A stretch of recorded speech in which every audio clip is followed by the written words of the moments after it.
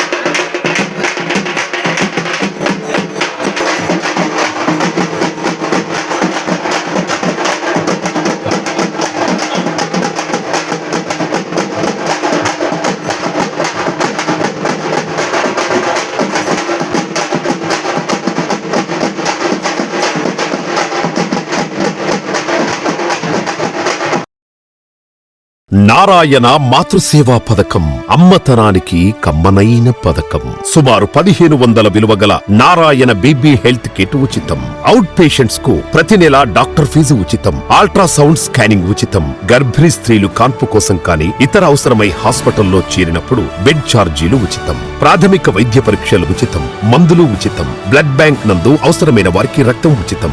5 నుండి 9 నెలల గర్భిణీలకు ప్రతి నెల చెకప్ సమయంలో ఉచిత డ్రై ఫ్రూట్ బాక్స్ మరియు వేరుశెనగ చిక్కీలు ఉచితంగా ఇవ్వబడును. బిడ్డ పోషణ నిమిత్తం తల్లికి 3000 రూపాయల నగదు అందించబడును. కాన్పు కోసం అంబులెన్స్ ఉచిత పికప్ సదుపాయం కలదు. నెల్లూరు నగర పరిధిలో నారాయణ మాతృసేవా పథకం నెల్లూరు.